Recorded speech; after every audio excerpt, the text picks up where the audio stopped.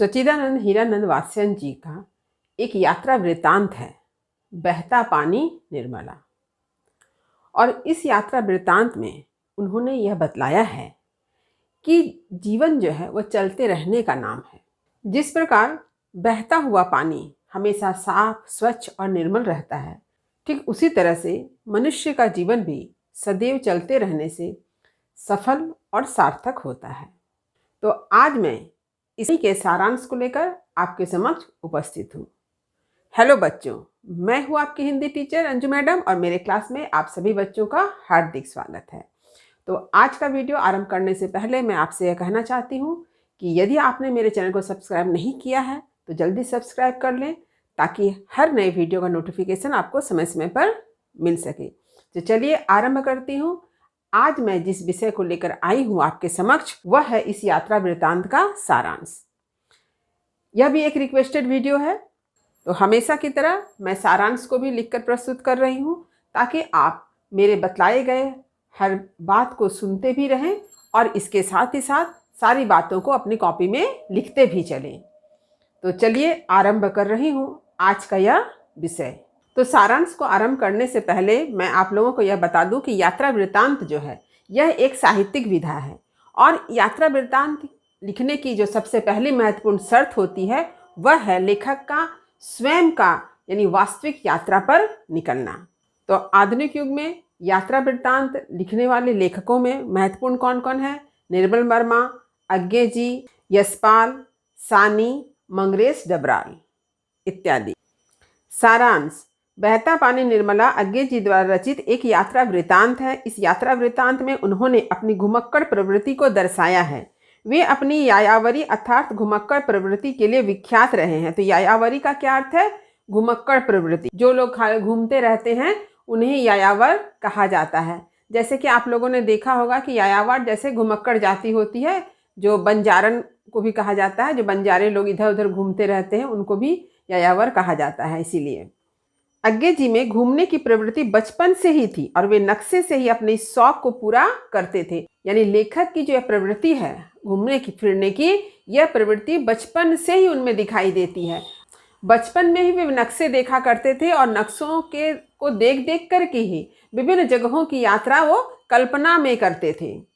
उन्होंने लिखा है कि नक्शों से यह फायदा है कि मन के घोड़े पर सवार होकर कहीं चले जाइए, कोई रोक नहीं, अड़चन नहीं, और जब चाहे लौट आइए या ना भी लौटिए, कोई पूछने वाला नहीं कि हजरत कहाँ रम रहे हैं। तो लेखक ने नक्शे के द्वारा घूमने का क्या फ़ायदा बतलाया है कि नक्शे को देखकर आप जब चाहे कहीं भी घूमने जा सकते हैं, जब चाहे जितनी देर वहाँ रह सकते हैं, आपको कोई रोकने वाला नहीं है और किसी प्रकार की अड़चन भी नहीं आती है। कोई पूछने वाला ही नहीं रहता है कि आप कहाँ चले गए।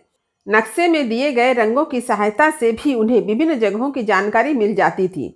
नक्शे में दिए गए रंग उनके मन में उत्सुकता तो जगाती है, तो कई बार जगहों के नाम भी इतने आकर्षक होते हैं कि वहां की यात्रा करने का भाव मन में जगा देते हैं। जैसे अमरकंटक, तरंगबाड़ी, तिरुकुरुंगुड़ी तथा लूहित कुछ ऐसे ही नाम हैं जो लेखक को अपनी ओर आकर्षित करते हैं। कुछ नाम में ध्वनि सौंदर्य है तो कुछ नाम में रूप सौंदर्य, यानी नक्शों की सहायता से वे तो विभिन्न जगहों को घूम ही आते हैं मन के घोड़े पे सवार होकर। तो नक्शे में जो रंग दिए जाते हैं, जैसे कि कहीं हरा रंग होता है, कहीं सफ़ेद रंग होता है, ये सब क्या है? एक सिंबॉलिक है, प्रतीक होते हैं। जैसे हरा रंग किस बात का प्रतीक है कि वहाँ पर हरा भरा मैदान है। ठीक उसी तरह से सफ़ेद रंग किस बात का प्रतीक है कि वहाँ अभी तक कोई नहीं गया है। तो इन सारे रंगों की सहायता से लेखक को विभिन्न जगहों की जानकारी मिल जाती है। और इसके साथ ही साथ लेखक क्या करते हैं? लेखक जो है नाम के आकर्षण से भी, नाम में जो एक आकर्षण का भाव है उसके कारण भी कहीं घूम आते हैं। जैसे कि उन्होंने नाम कुछ बताया है, अमरकंटक, तरंगबाड़ी, तिरुकुरुंगुड़ी, लूहित। ये नाम जो हैं, ये जो जगह के नाम हैं, इन जगहों के नाम में कहीं कहीं ध्वनि सौंदर्य दिखाई देता है, कहीं कहीं रूप सौंदर्य दिखाई देता है। जैसे कि तिरुकुरुंगुड़ी में ध्वनि सौंदर्य है, और लूहित का क्या अर्थ है? तारों की राजकन्या। तो इसमें क्या रूप सौंदर्य है। तो कुछ जगहों के नाम भी लेखक को आकर्षित करते हैं कि वे उस जगह जाकर घूम आए। अज्ञे जी ने अपने इस यात्रा वृत्तांत में यात्रा करने के कई तरीकों का उल्लेख किया है। इसमें पहला तरीका है गंतव्य स्थान की यात्रा के पूर्व निश्चित योजना बनाना और उसी योजना के अनुसार यात्रा पर निकलना। यात्रा का दूसरा तरीका क्या है, देखिए, यात्रा के पूर्व इरादा और योजना किसी स्थान के लिए बनाना, साथ ही अपने मित्रों के बीच घोषणा भी कर दे, परंतु इन मौके पर कहीं और चल देना। और यात्रा का तीसरा तरीका क्या है, यात्रा की योजना कहीं और की बनाना, चलते समय कहीं और की बात करना तथा यात्रा कहीं और की करना। तो इस यात्रा वृत्तांत में लेखक ने यात्रा करने के कई तरीके बताए हैं, जिसमें पहला तरीका बहुत ही आसान है। जैसा कि सभी लोग यात्रा करने निकलते हैं, पहले से प्लानिंग कर लेते हैं कि कहाँ जाना है, कैसे जाना है इत्यादि। दूसरा तरीका, लेखक कहते हैं कहीं के लिए आप विचार कीजिए कि जाना है, और लेकिन ऐन मौके पर कहाँ चल दीजिए, कहीं दूसरी ओर। तीसरा तरीका जो है वह बड़ा ही विचित्र है। तो तीसरा तरीका जो है बड़ा ही अजीबोगरीब है। जैसे उन्होंने पहले घोषणा कर दी कि उसे कहाँ जाना है, लेकिन जब चलते हैं तो कहीं और का विचार कर लेते हैं, और जब स्टेशन पहुंचते हैं तो टिकट कहीं और का कटा लेते हैं। तो लेखक को ये तीसरा तरीका ही ज़्यादा पसंद है, क्योंकि इसमें उन्हें क्या नज़र आता है, बहुत ही रोमांच अनुभव होता है। तो अज्ञे जी यात्रा करने के तीसरे तरीके को ही पसंद करते हैं, और ऐसी यात्राओं के कारण ही उन्हें काफ़ी परेशानी झेलनी पड़ जाती है। तो इन तीन तरीकों में से लेखक को पहला तरीका तो बिल्कुल भी पसंद नहीं है। उन्हें पसंद कौन सा है, दूसरा और तीसरा तरीका, दोनों मिलाकर। तो इसमें भले उन्हें परेशानी हो जाए, लेकिन फिर भी उन्हें इसी तरीके में ही आनंद आता है। एक बार अज्ञे जी शिव सागर से आगे सोनारी गांव एक ब्रूस और गाड़ी की डिबरी यानी नट बोल्ट कसवाने जैसी छोटी चीज के लिए डीखू नदी के बाढ़ में फंस गए थे। तो ये भी इसी कारण से था, क्योंकि वे बिना विचार किए ही, किसी प्लान के ही कहीं घूमने निकल जाते हैं। सोनारी असम का एक छोटा सा गांव है। जब वे ब्रूस लेकर तथा डिबरी ठीक करवा कर वापस लौट रहे थे, तब बाढ़ का पानी सड़क तक आ गया था। किसी प्रकार वे सड़क से नदी तक पहुंचे और फिर गाड़ी को नाव पर लाद कर दूसरी तरफ पहुंचे, लेकिन गांव में कंधे तक पानी घुस आने के कारण वे विवश होकर शिवसागर वापस लौटे, और 12 दिनों तक शिवसागर में काट कर जब सोनारी पहुंचे तो देखा कि सोनारी के डाक बंगले में पानी भर गया था।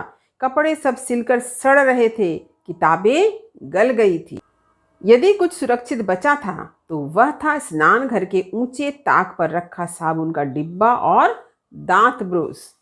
अज्ञे जी को यह परवाह नहीं कि लोग उनके बारे में क्या सोचते हैं, पर लेखक अपने जीवन में प्राप्त उपलब्धियों और अनुभवों से काफ़ी प्रसन्न हैं। भले ही उन्होंने भौतिक उपलब्धियां, सुख सुविधाएं हासिल ना की हो, पर उन्होंने अनुभवों से काफ़ी कुछ सीखा है।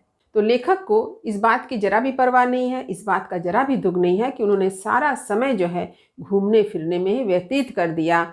उन्होंने अपने लिए, अपने सुख सुविधाओं के लिए भौतिक सुखों को संचय नहीं किया। अज्ञे जी अपना अनुभव दूसरों में बांटना चाहते हैं। वे दूसरों को भी यात्रा के लिए प्रोत्साहित करते हैं। वे कहते हैं, जनाब अपना बोरिया बिस्तर समेटिए और जरा चलते फिरते नजर आइए। और साथ ही क्या कहते हैं, रमता राम इसलिए कहते हैं कि जो रमता नहीं वह राम नहीं, टिकना तो मौत है। जिस प्रकार बहता हुआ पानी साफ, स्वच्छ और निर्मल होता है, ठीक इसी प्रकार मानव का जीवन भी चलते रहने से सार्थक और सफल होता है। तो यह है इस यात्रा वृत्तांत का सारांश, जिसे मैंने सरल शब्दों में काफ़ी संक्षिप्त रूप में लिखा है। तो यदि परीक्षा में सारांश पूछा जाए, मूल भाव पूछा जाए, या फिर यह प्रश्न रहे कि अज्ञे जी ने अपने यात्रा वृत्तांत में अपने किन विचारों को व्यक्त किया है, तो आप इसे लिख सकते हैं। तो उम्मीद करती हूँ कि आज का यह विषय आपको अच्छी तरह से समझ में आ गया होगा। वीडियो को लाइक करें और सभी पढ़ने वाले विद्यार्थियों में इसे शेयर करें। हिंदी से संबंधित विभिन्न जानकारी को प्राप्त करने के लिए आप मेरे चैनल को सब्सक्राइब करना ना भूलें। मिलती हूँ अगले वीडियो में एक नए विषय के साथ। तब तक पढ़ते रहिए, जीवन में आगे बढ़ते रहिए। मेरी शुभकामनाएं आप सभी बच्चों के साथ है। धन्यवाद।